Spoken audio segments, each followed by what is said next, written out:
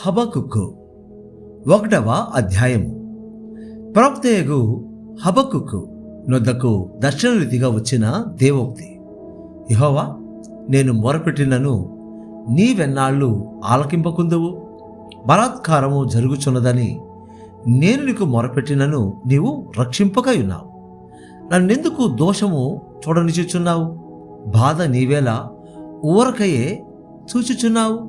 ఎక్కడ చూచినను నాశనమును బలాత్కారమును అగ్గుపడుచున్నవి, జగడమును కలహమును రేగుచున్నవి. అందువలన ధర్మశాస్త్రము నిరర్ధకమాయెను, న్యాయము ఎన్నడును జరగకుండా మానిపోయెను. భక్తిహీనులు వచ్చి నీతిపరులను చుట్టుకొందరు, న్యాయము చెడిపోవచ్చున్నది. అన్యజనులలో జరుగునది చూడుడి, ఆలోచించుడి, కేవలము విస్మయము నొందుడి. మీ దినములలో నేనొక కార్యము జరిగింతును, అలాగూ జరుగునని ఒకడు మీకు తెలిపినను మీరతని నమ్మకయ్యుందురు. ఆలకించుడి.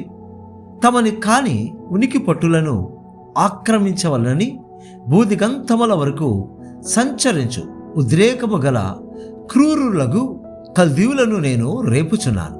వారు ఘోరమైన భీకర జన్మగా ఉన్నారు. వారు ప్రభుత్వమును విధులను తమ ఇచ్చ వచ్చినట్లు ఏర్పరచుకొందరు. వారి గుర్రములు చిరుత పులుల కంటే వేగముగా పరుగులెత్తును. రాత్రియందు తిరుగులాడు తోడేళ్ల కంటేను అవి చురుకైనవి. వారి రౌతులు దూరము నుండి వచ్చి తటాలున జ్వరబడుదురు. ఎర్రను పట్టుకొనుటకై పక్షిరాజు వడిగా వచ్చినట్లు వారు పరుగులెత్తి వత్తురు.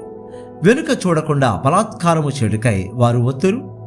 ఇసుక రేణువులంతా విస్తారముగా వారు జనులను చెరపట్టుకొందరు.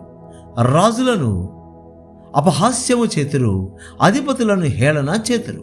ప్రాకారము గల దుర్గములన్నిటినీ తృణీకరింతురు.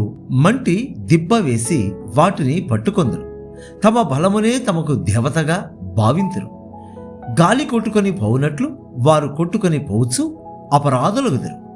యెహోవా నా దేవా, నా పరిశుద్ధ దేవా, ఆది నుండి నీవున్నవాడు కావా? మేము మరణము నొందము. యెహోవా, తీర్పు తీర్చుటకు నీవు వారిని నియమించున్నావు. ఆశ్రయ దుర్గమా, మమ్మను దండించుటకు వారిని పుట్టించితివి. నీ కనుదృష్టి దుష్టత్వము చూడలేనంత నిష్కళంకమైనది గదా. బాధించి వారు చేయు బాధను నీవు దృష్టింపజాలవు గదా. కపటులను నీవు చూచియు దుర్మార్గులు తమ కంటే ఎక్కువ నీతిపరులను నాశనము చేయగా నీవు చూచియు ఎందుకు ఊరకున్నావు? ఏలిక లేని చేపలతోనూ ప్రాకు పురుగులతోనూ నీవు నరులను సమానులుగా చేసితివి. వాడు గాలము వేసి మానవులనందరినీ గుచ్చి లాగియున్నాడు. ఉరులు ఒగ్గి చిక్కించుకొనుచున్నాడు. వాడు తన వలతో వారిని కూర్చుకొని సంతోషపడి గంతులు వేచున్నాడు. కావున వల వలన మంచి భాగమును పుష్టినిచ్చు భోజనమును తనకు కలుగుచున్నవని వాడు తన వలకు బలులను నర్పించుచున్నాడు. తన ఉరులకు ధూపము వేయుచున్నాడు. వాడు ఎల్లప్పుడూ తన వలలో నుండి దిమ్మరించు చుండవలెనా? ఎప్పటికీ మానకుండా వాడు జనములను హతము చేయుచుండవలెనా? హబక్కుకు 2వ అధ్యాయము. ఆయన నాకు ఏమి సెలవిచ్చునో, నా వాదము విషయమై నేనేమి చెప్పుదునో చూచుటకై నేను నా కావలి స్థలము మీదను గోపురము మీదను కనిపెట్టుకొని విందుననుకొనగా యెహోవా నాకిలాగు సెలవిచ్చెను. చదువువాడు పరుగెత్తుచు చదవ వీలగునట్లు నీవు ఆ దర్శన విషయమును పలక మీద స్పష్టంగా వ్రాయము. ఆ దర్శన విషయము నిర్ణయ కాలమున జరుగును. సమాప్త బగుటకై ఆతురపడుచున్నది. అది తప్పక నెరవేరును. అది ఆలస్యముగా వచ్చినను దాని కొరకు కనిపెట్టుము. అది తప్పక జరుగును, జాగు చేయక వచ్చును. వారు యథార్థపరులు కాక తమలో తాము అతిశయపడుదురు. అయితే నీతిమంతులు విశ్వాసమూలముగా బ్రతుకును.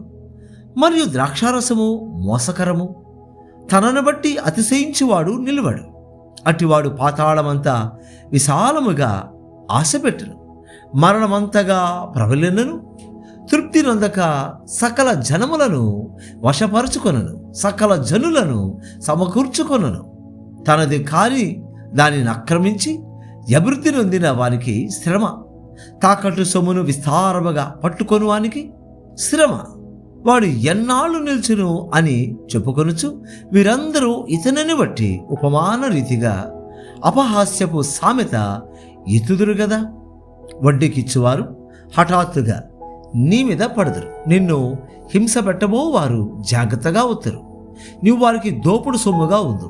బహుజనముల ఆస్తిని నీవు కొల్లపెట్టి ఉన్నావు గనుక శేషించిన జనులు దేశములకును పట్టణములకును వాటిలోని నివాసులకును నీవు చేసిన నరహత్యను బట్టి బలాత్కారమును బట్టి నిన్ను కొల్లపెట్టుదురు. తనకు అపాయము రాకుండాట్లు తన నివాసమును బలపరుచుకొని తన ఇంటి వారి కొరకై అన్యాయముగా లాభము సంపాదించుకొని వానికి శ్రమ. నీవు చాలామంది జనములను నాశనము చేయొచ్చు. నీ మీద నీవే నేర స్థాపన చేస్తున్నావు. నీ దురాలోచన వలన నీ ఇంటి వారికి అవమానము తెచ్చిన్నావు. గోడలలోని రాళ్ళు మొరపెట్టుచున్నవి, దూలములు వాటికి ప్రత్యుత్తరం ఇచ్చుచున్నవి. నరహత్య చేటు చేత పట్టణమును కట్టించు వారికి శ్రమ. దుష్టత్వము జరిగించుట చేత కోటను స్థాపించు వారికి శ్రమ. జనములు ప్రయాసపడుదురు గాని అగ్ని పాలవుదురు. వ్యర్థమైన దాని కొరకు కష్టపడి జనులు క్షీణించుదురు. ఇది సైన్యములకు అధిపతియగు యెహోవా చేతనే యగును గదా. ఏలయనగా సముద్రము జలములతో నిండి ఉన్నట్టు భూమి యెహోవా మహత్యమును గుర్చిన జ్ఞానముతో నిండి ఉండును. తమ పొరుగువారి మానము చూడవలనని ఘోరమైన ఉగ్రతను కలిపి వారికి త్రాగనిచ్చి వారిని మత్తులుగా చేయవారికి శ్రమ. ఘనతకు మారుగా అవమానముతో నిండి ఉన్నావు. నీవును త్రాగి నీ మానము కనుపరుచుకుందు. యెహోవా కుడి చేతిలోని పాత్ర నీకియబడను. అవమానకరమైన వమనము నీ ఘనత మీద పడును. లెబానోనులకు నీవు చేసిన బలాత్కారము నీ మీదకే వచ్చును. పశువులను బెదరించిన బెదరు నీ మీదనే పడును. దేశములకును పట్టణములకును వాటిలోని నివాసులకును నీవు చేసిన నరహత్యను బట్టి జరిగిన బలాత్కారమును బట్టి ఇది సంభవించను. చక్కడపు పనివాడు విగ్రహమును చెక్కడు వలన ప్రయోజనమేమి? పనివాడు మూగబొమ్మను చేసి తాను రూపించిన దాని యందు నమ్మిక ఉంచుట వలన ప్రయోజనమేమి? అబద్ధములు బోధించు పోత విగ్రహముల యందు నమ్మిక ఉంచుట వలన ప్రయోజనమేమి? కర్రను చూచి మేలుకొమ్మనియు మూగరాతిని చూచి లెమ్మనియు చెప్పువానికి శ్రమ. అది ఏమైనా బోధింపగలదా? అది బంగారముతోను వెండితోను పూతపోయబడెను, కానీ దానిలో శ్వాసమెంత మాత్రమునూ లేదు. అయితే యెహోవా తన పరిశుద్ధాలయములో ఉన్నాడు. ఆయన సన్నిధిని లోకమంతయు మౌనముగా ఉండునుగాక. హబక్కుకు 3వ అధ్యాయం. ప్రవక్తయగు హబక్కుకు చేసిన ప్రార్థన వాద్యములతో పాడదగినది. యెహోవా నిన్ను గూర్చిన వార్త విని నేను భయపడుచున్నాను. యెహోవా సంవత్సరములు జరుగుచుండగా నీ కార్యము నూతనపరచము. సంవత్సరములు జరుగుచుండగా దానిని తెలియజేయము. కోపించుచునే వాత్సల్యమును జ్ఞాపకమునకు తెచ్చుకొను. దేవుడు తేమానులో నుండి బయలుదేరుచున్నాడు. పరిశుద్ధ దేవుడు పారానులో నుండి వేంచేయుచున్నాడు. ఆయన మహిమ ఆకాశ మండలం అంతటను కనబడుచున్నది. భూమి ఆయన ప్రభావముతో నిండి ఉన్నది. సూర్యకాంతితో సమానమైన ప్రకాశము కనబడుచున్నది. ఆయన హస్తముల నుండి కిరణములు బయలువెళుచున్నవి. అచ్చట ఆయన బలము దాగి ఉన్నది. ఆయనకు ముందుగా తెగుళ్ళు నడుచుచున్నవి. ఆయన పాదముల వెంట అగ్ని మెరుపులు వచ్చుచున్నవి. ఆయన నిలవబడగా భూమి కంపించెను. ఆయన చూడగా జనులందరూ ఇటు అటు తొలుగుదురు. ఆదికాల పర్వతములు బద్దలైపోవును, పురాతన గిరులు అణగును. పూర్వకాలము మొదలుకొని ఆయన ఇలాగూ జరిగించేవాడు. కూషుల డేరాలలో ఉపద్రవము కలుగగా నేను చూచితిని. మిద్యాను దేశస్థుల డేరాల తెరలు గజగజ వణికెను. యెహోవా నదుల మీద నీకు కోపము కలిగినందున నదుల మీద నీకు ఉగ్రత కలిగినందుననా? సముద్రం మీద నీకు ఉగ్రత కలిగినందుననా? నీ గుర్రములను కట్టుకొని రక్షణార్థమైన రథముల మీద ఎక్కి వచ్చుచున్నావు. విల్లు వరలో నుండి తీయబడి ఉన్నది. నీ వాక్కు తోడని ప్రమాణము చేసి నీ బాణములను సిద్ధపరిచి ఉన్నావు. భూమిని బద్దలు చేసి నదులను కలుగుచేయుచున్నావు. నిన్ను చూచి పర్వతములు కంపించును, జలములు ప్రవాహములుగా పారును. సముద్రాగాధము ఘోషించుచు తన చేతులు పైకెత్తును. నీ ఈటలు తలతల్లలాడగా సంచరించు నీ బాణముల కాంతికి భయపడి సూర్య చంద్రులు తమ నివాసములలో ఆగిపోదరు. బహు రౌద్రము కలిగి నీవు భూమి మీద సంచరించుచున్నావు. మహోగ్రుడవై జనములను అణగదొరుకుచున్నావు. నీ జనులను రక్షించుటకు నీవు బయలుదేరుచున్నావు. నీవు నియమించిన అభిషిక్తిని రక్షించుటకు బయలుదేరుచున్నావు. దుష్టుల కుటుంబీకులలో ప్రధానులకుండకుండా వారి తలను మెడను ఖండించి వారిని నిర్మూలము చేయుచున్నావు. బీదులను రహస్యముగా మింగివేయవలనని ఉప్పొంగుచు నన్ను పొడి చేటుకై తుఫాను వలె వచ్చు యోధుల తలలలో రాజు యొక్క ఈటెలను నాటుచున్నావు. నీవు సముద్రమును త్రొక్కుచు సంచరించుచున్నావు. నీ గుర్రములు మహాసముద్ర జలరాశులను త్రొక్కును.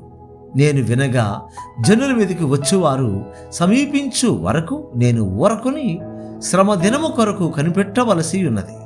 నా అంతరంగము కలవరపడుచున్నది.